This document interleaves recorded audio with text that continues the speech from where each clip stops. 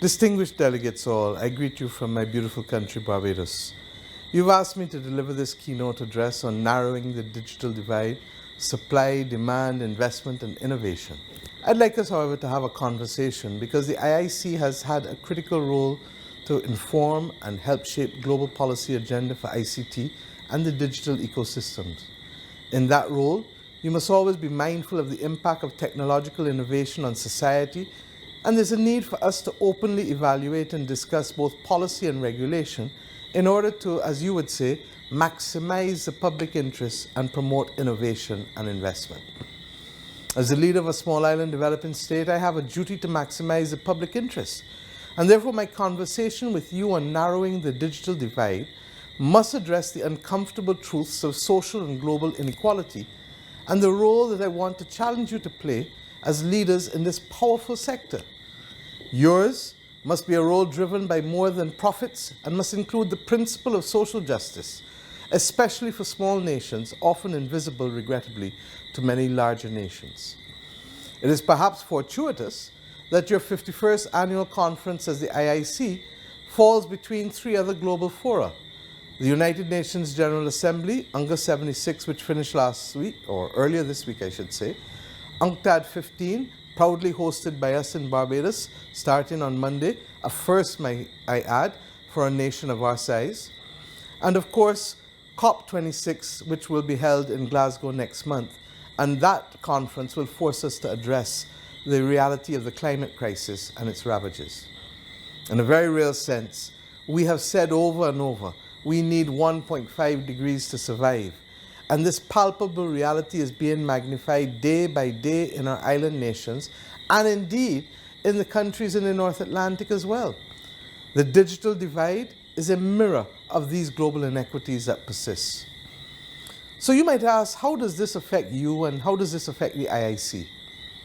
As regulators, you have a duty of care. Simply put, you must have a responsibility to develop frameworks that confront the digital divide rather than submit passively to it. And I'd like to suggest three ways in which you can act as easy as ABC. First, to adopt moral strategic leadership as part of your governance model. I've already asked for this at the global level, but I want to challenge you in this sector as well to ask yourselves that question. If you acknowledge that the top 5 largest tech companies in the world have a market capitalization of roughly $9.3 trillion, why cannot we achieve more equitable access to the digital space, especially at a time when our children have to gain their education online in the midst of this pandemic? Can we not use a percentage of that to provide each child with affordable access to a tablet, one that is rugged and one that is capable of not becoming obsolescent within 2 to 3 years? Building out the architecture for digitalization is only half of the equation. Access to it through connectivity and devices completes the process of inclusion for equality. And let us not forget, in some countries, there is the basic issue of access to electricity. My friends, that inclusion must therefore also move beyond lip service and include substantial changes to all that we do to ensure that people with disabilities have full access equally to the digital space to flourish, and not just our children. So consolidation, competition dynamics, and market concentration all require you to re-examine your business models and to analyze the policy and regulatory implications of those models. Are they still fit for purpose in a world that has been thrust into a state of flux in the past 2 years? The imperative to provide greater stewardship is not isolated to the pandemic or to any other single issue. The UN Global Compact asserted that the impact of the pandemic has starkly demonstrated that failure to address one crisis increases the magnitude and intensity of others. They report that while 77% of global media CEOs recognize the critical role that businesses could play in contributing to the delivery of the United Nations Sustainable Development Goals, only 13% of media CEOs believe that business is playing that role. At the same time, 59% of consumers surveyed said they will avoid brands that are not demonstrating progress against goals that impact their society and their planet. This, my friends, is clear evidence that our moral strategic leadership matters now more than ever and can change this trajectory, so that we call on you to remember this. Secondly, boost broadcast media's role in diversity, equity, and inclusion. Traditional broadcast media, especially radio, remains an important communication channel for many small island developing states such as mine. Despite the prevalence and popularity of social media, broadcast media should not resile from their duty to inform, educate, and yes, entertain. As the COVID-19 pandemic persists and new and troubling variants are discovered, people everywhere are relying as much as possible on credible news outlets for helpful information. The way media and entertainment are consumed and distributed has shifted radically over the past few years. The current landscape is being transformed by upended business models, content created by consumers, and ever-changing terms of reference in the era of digital disruption. With almost 3.8 billion people now online globally, the digital world offers significant benefits, but also poses the risk of harmful content.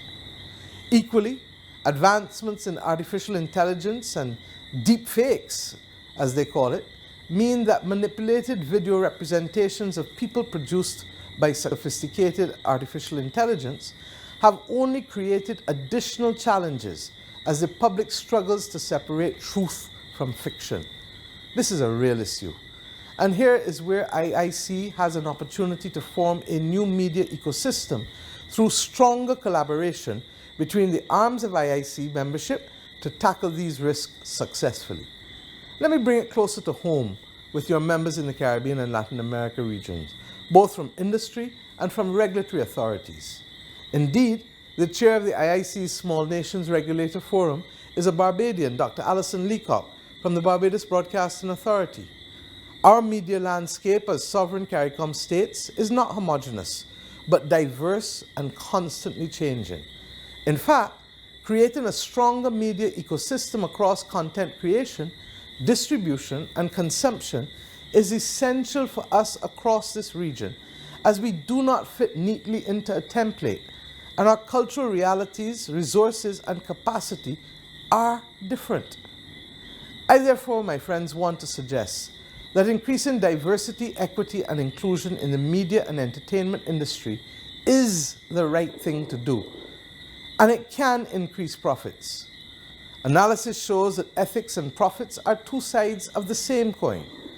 There is financial logic to making sure that content and those who create it are authentically and inclusively representative of their society. For example, movies that lack authentic and inclusive representation underperform by around 20% of their budget at opening. You have the platform to showcase the communities you serve. 64% of consumers in a Google survey said that they had considered buying or making a purchase after seeing an ad that they considered diverse or inclusive. 64%. Similarly, other sectors have sizable untapped opportunities from increased diversity and inclusion. In sports, efforts to encourage greater participation among young people can lead to a more diverse pool of athletes and commentators in later life. To address this, the Australian government recently released Sport 2030, which is a comprehensive plan to increase youth sports participation of people with disabilities, people from culturally and linguistically diverse communities, and low to medium income households. What does all of this tell us?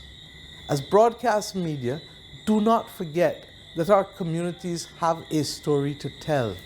A greater emphasis on diversity, equity, and inclusivity not only works well for consumers and works well with them, but also increases the diversity of talent, which can then lead to more representative storytelling.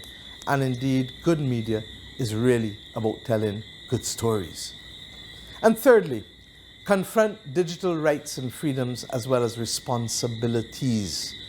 Our current systems seem designed to disempower too many.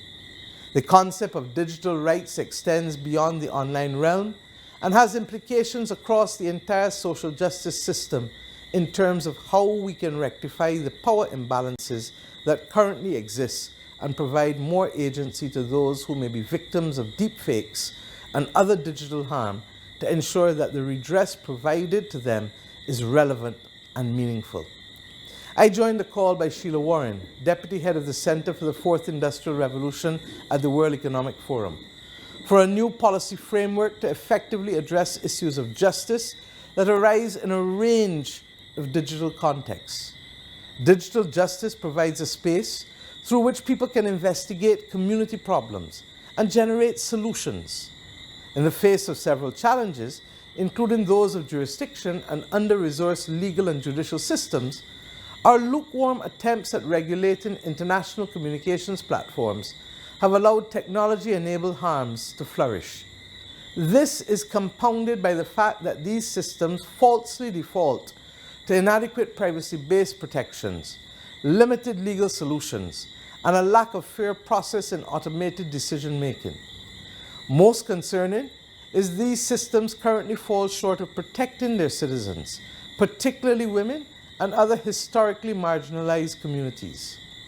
Providing individuals with robust pathways to recourse and redress should be vital aspects of how we must work together as organizations, as private sector, as governments, so that we can collectively contend with the ethics and governance of data-driven technologies. My friends, there is an opportunity to center digital transformation initiatives and system design around strengthening and protecting specific articulated rights. This kind of system would measure impact instead of just volume. Ultimately, we have a duty of care that we owe each other. And while the nature of business and the converged market have evolved in the digital era in a sense, little has changed. The concept of duties remain a useful tool and offers questions that allow people to define responsible governance in digital ecosystems. Cybersecurity and data governance frameworks must be the bridge to building a collaborative approach. Let me close by saying narrowing the digital divide is not an isolated effort, but a multidimensional issue. This has been the moment for media, for entertainment, and for platform companies to step up to their mission to inform, educate, and entertain. The current environment has undoubtedly accelerated trends that were in view 4 years ago. But more than that, what has come into sharper focus is the imperative to revisit long-held assumptions, to rebuild, redesign, and reprioritize to create a more trusted, prosperous, resilient, and equitable converged industry.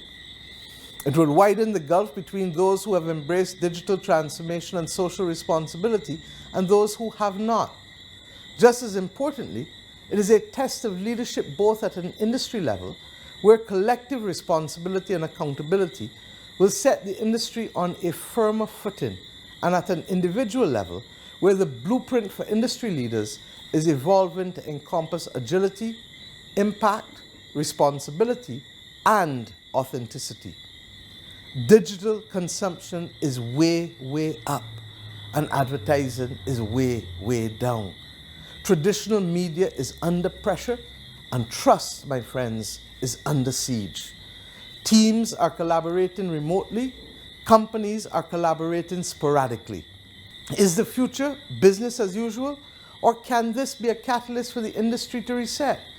The answer is ABC for BCC. Adopt moral, strategic leadership as part of your governance model. A. B. Boost broadcast media's role in diversity, equity, and inclusion. C. Confront digital rights and freedoms as well as responsibilities. This is about behavior change communication, BCC, and creating a stronger media ecosystem across content creation, distribution, and consumption to manage the transition in converged digital communications.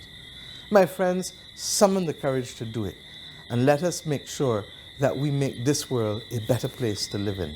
Thank you, and I wish you all successful consultations for this, your 51st annual conference. Thank you.